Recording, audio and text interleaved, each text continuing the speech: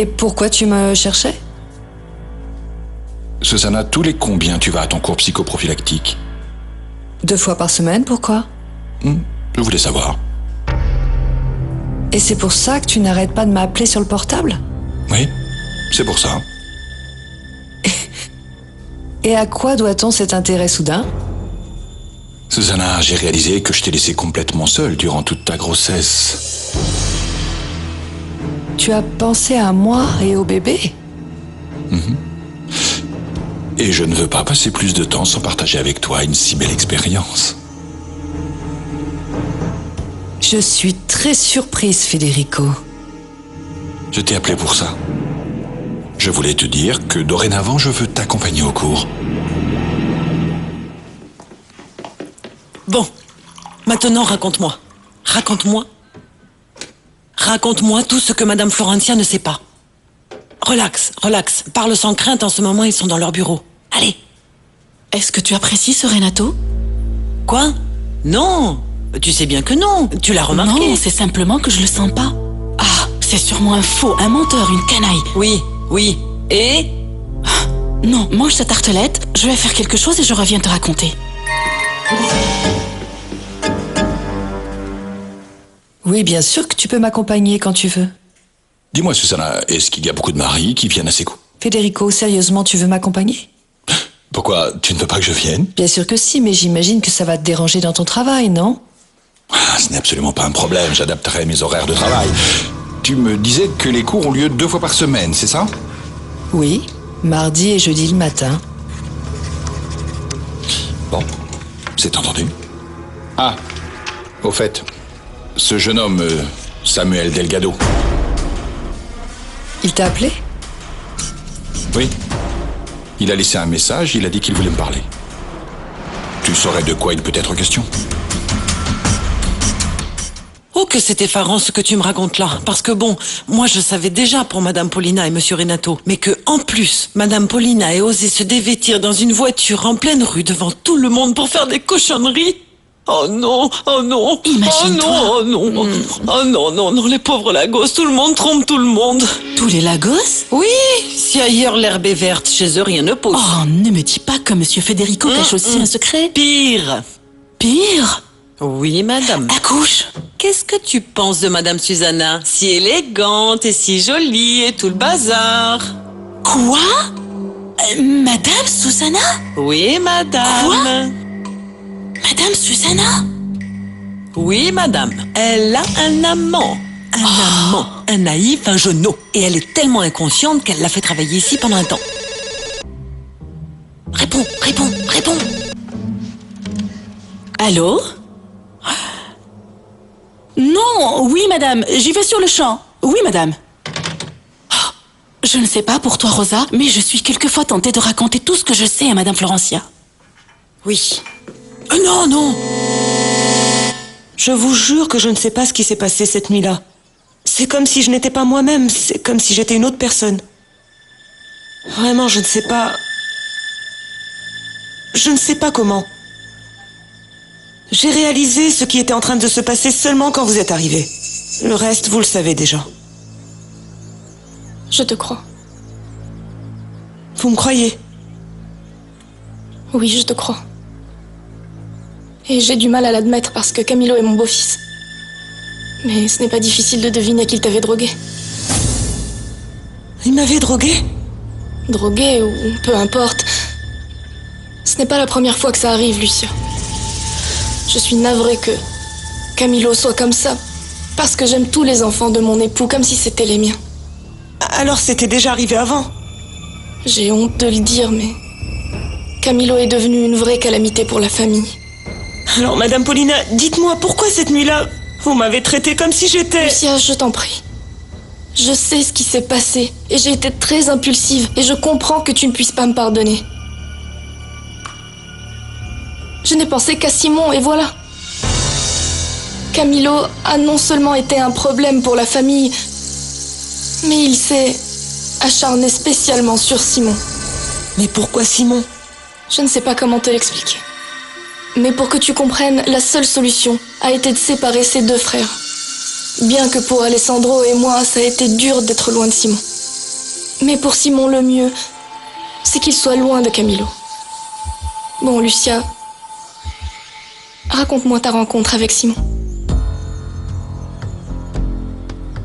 Ne t'en fais pas. Je sais que vous avez inventé beaucoup de choses. Vous saviez? Oui, Simon me l'a dit, mais ce n'est pas très grave. Raconte-moi comment tu as connu Simon, pour te connaître un peu mieux. Ah, et c'est depuis quand que Margarita est rentrée au Bercail de Lagos? Aujourd'hui. Mais le travail de Margarita est temporaire, n'est-ce pas? Oui, temporaire, en attendant qu'elle revienne travailler chez Marco Vieira, c'est ça? Non. En attendant que nous lui trouvions un autre travail à Prolassa, pour qu'elle puisse aussi étudier. Ah, c'est très facile. Nous acceptons les suggestions. À l'usine. À quoi penses-tu? Eh bien, que Margarita vienne travailler avec moi à l'usine. J'ai besoin de beaucoup de gens pour m'aider. Tu ne trouverais pas ça génial de travailler avec moi à l'usine? Hein? À l'usine, Madame Florencia? Je me suis arrêtée quand j'avais plus d'argent. Et alors je me suis assise pour pleurer et attendre. Ma pauvre petite. Et ensuite, qu'as-tu fait? Rien. Soudain, une voiture s'est arrêtée, c'était Simon. Et Simon m'a proposé de m'emmener au village où j'étais censée chercher ma mère. Et Simon t'a amené au village? Oui. Et comment tu as fait pour atterrir chez nous? Eh bien, quand nous sommes arrivés au village, j'ai commencé à lui dire au revoir. Et Simon m'a dit qu'il allait au mariage de sa sœur. Et à ce moment-là, il m'a demandé un service. Et quel service t'a demandé Simon? Que je me fasse passer pour sa fiancée. Et qui m'aiderait ensuite à chercher ma mère. C'est typique de Simon. Et ensuite, il t'a emmené au village pour chercher ta mère? Ce qu'il y a, Madame Paulina, c'est que je ne savais même pas comment s'appelait ma mère. Et si tu ne savais pas comment s'appelait ta mère, alors pourquoi tu la cherchais? Eh bien, c'est ce que m'a dit Simon, que nous devions d'abord vérifier comment s'appelaient mes parents. Sinon, comment faire pour les trouver? Et tu connais le nom de tes parents? Seulement depuis peu, j'ai trouvé le nom de ma mère sur un papier, Sur quel papier? sur une fiche d'état civil. Et que disait cette fiche? Que le nom de ma mère est Regina Castagno. De toute façon, ça n'a plus d'importance pour toi et pour moi. Tu as raison. Mais ce que je crains, c'est que ce Samuel Delgado continue de demander pourquoi on l'a renvoyé. Bien, je crois que dans ce cas, ce serait un effronté. J'espère bien que non. Tu sais quoi, tu peux dire à Rosa de ne pas te le passer quand il rappellera, tu n'as plus rien à lui dire, n'est-ce pas? Oui. Bon. Je m'en vais. Et quels sont tes plans pour le reste de la journée? Federico, mais dis-moi où donc était caché l'homme tellement aimable qui me parle?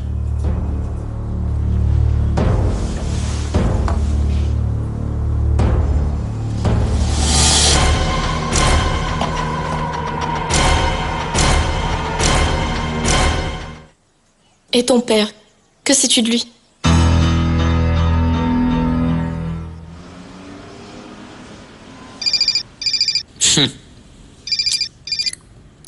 Je ne pensais pas que vous m'appelleriez si tôt, Federico. Qu'est-ce que vous devenez? Pouvons-nous parler? Ce que je deviens. Eh bien, je cherche du travail, puisque la dernière fois, vous m'avez viré, et je ne sais d'ailleurs toujours pas pourquoi. Il faut que nous parlions. Vous pouvez aujourd'hui? Oui, je peux.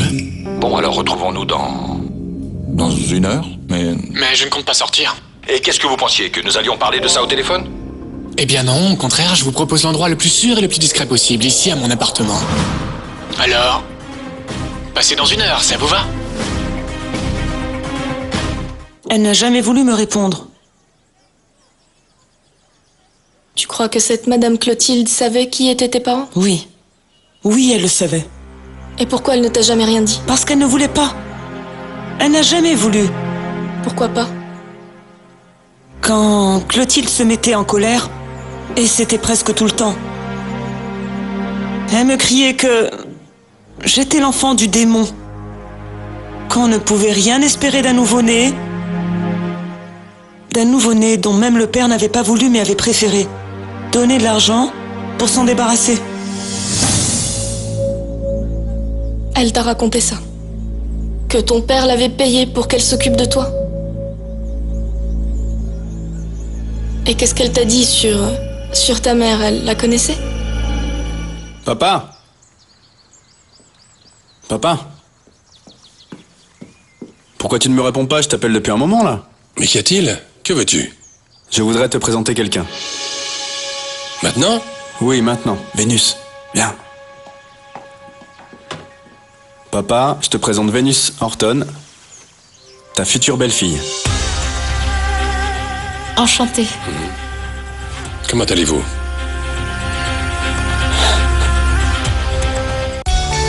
Une femme tellement méchante que les gens disaient qu'elle était née méchante. C'est ce qu'il disait de ta mère? Oui, et qu'elle était devenue orpheline parce qu'enfant, elle avait mis le feu à sa propre maison. Et que personne n'avait voulu l'aider ou la recueillir. Parce que tout le monde la craignait.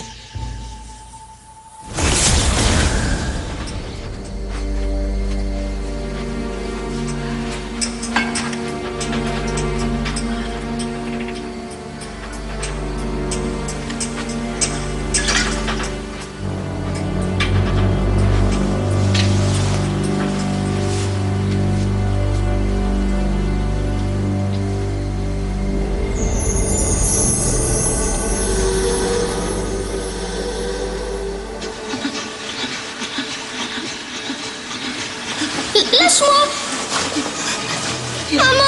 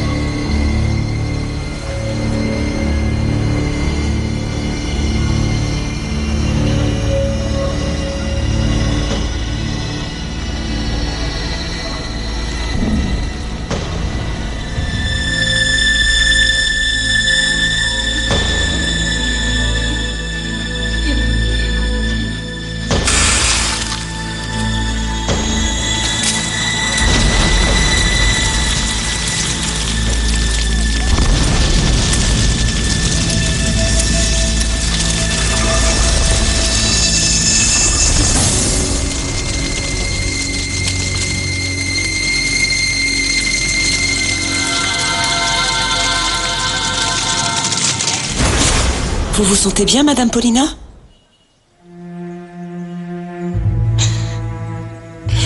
Oui, je suis émue par ton histoire. Mais continue, s'il te plaît. Eh bien, je pense qu'à cause de toutes ces choses que me disait Clotilde, je faisais souvent des cauchemars dont je me réveillais en criant. Cela mettait Clotilde hors d'elle et elle m'enfermait dans une pièce obscure.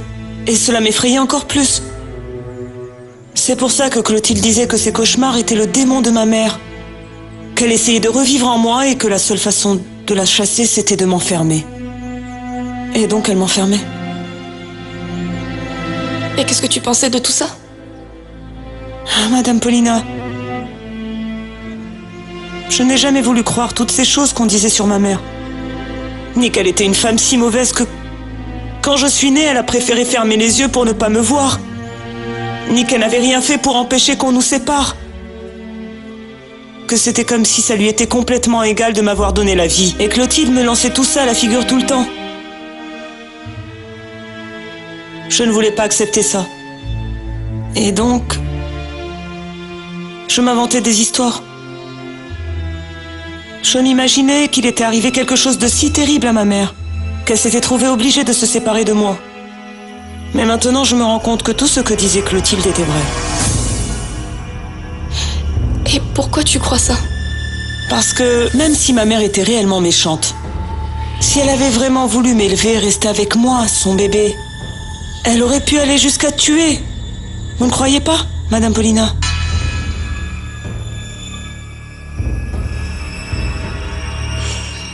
Je ne sais que penser, Lucia. Aujourd'hui, je suis absolument sûre et certaine du fait que quelqu'un peut tuer pour son enfant. Et pourquoi en es-tu si sûre? Parce qu'il y a une chose que vous ne savez pas. Et qu'est-ce que tu ne m'as pas dit? Je suis enceinte. Bon, et le mariage est prévu pour quand? Eh bien, le plus tôt possible, papa. Bon, si ça vous dérange pas, les enfants, j'aimerais que vous reportiez ça un peu plus tard. Et pourquoi? Camilo, à cause de ce qui arrive à ta sœur. Je vous supplie de reporter la noce pour un temps, le temps qu'on sache ce qu'il en est du retour de ta sœur ici à la maison. Bon, et où on en est avec Irène, papa? Écoute, Camilo, je préférerais ne pas parler de ça maintenant. La seule chose que je vous demande, c'est de reporter cette noce pour un temps. Bon, mais ça veut dire quoi, un temps? Un temps, c'est un mois, c'est quoi? Je ne sais pas, Camilo, je ne sais pas. Si seulement je le savais. Comment ça, papa? Comme tu l'entends, mon garçon. La date de votre mariage dépendra du retour d'Irène dans cette maison. Je sais que l'enfant que je porte est de Simon.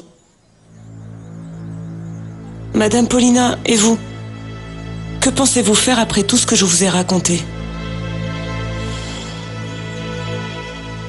Je ne sais pas. Excuse-moi.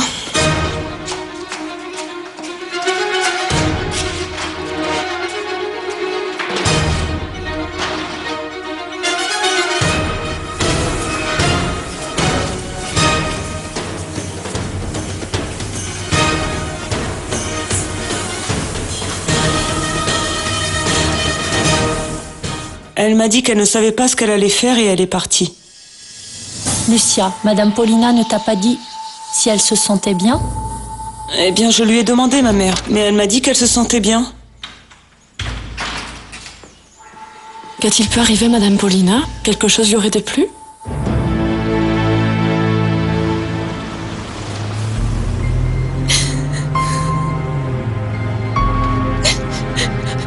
Advienne que pourra. Ni les Lagos, ni personne d'autre n'élèvera mon petit-fils.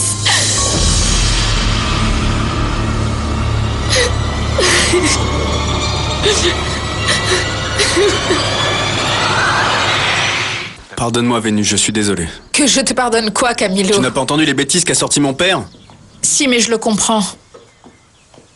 Ça te paraît juste que nous devions attendre jusqu'à ce que ma sœur réapparaisse? Cette folle ne va jamais réapparaître. Oui, mais nous n'avons pas besoin de faire une fête de mariage, tu ne crois pas, non? Tu n'as pas entendu ce qu'a dit mon père? La noce est reportée. Mais je ne veux pas la reporter, j'ai vraiment besoin de me libérer de mon oncle. Et qu'est-ce que tu suggères? Qu'on se marie en cachette. Non, non, c'est pas possible. J'ai pensé la même chose, c'est pourquoi je vous ai appelé. Mais bordel, ton ami a pété un plomb, quoi. Natalia n'est pas assez bête pour se marier avec cet abruti de Camilo. Et qu'allons-nous faire pour la convaincre? Et à toi, qu'est-ce qu'elle t'a dit exactement? Ce que je vous ai dit, Monsieur Mike, qu'elle est déjà vraiment sûre d'elle et décidée à se marier. Bon, alors essaye de reparler avec elle, s'il te plaît. Et persuade-la, il faut que tu arrives à lui faire entendre raison. Je ne voudrais pas mieux, mais... Mais quoi? Monsieur Mike, je suis très inquiète. Je crois qu'on n'y peut rien changer.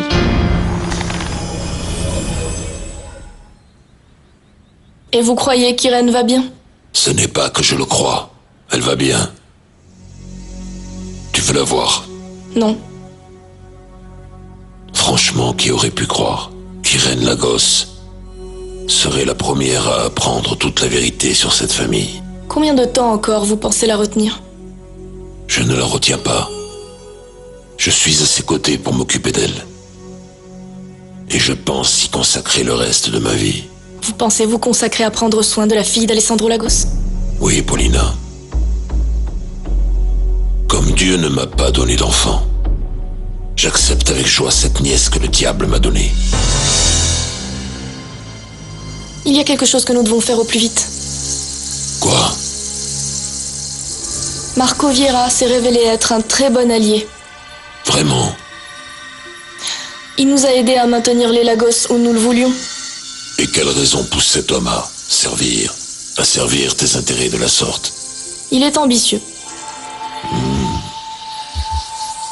Et toi, qu'est-ce que tu veux, Paulina?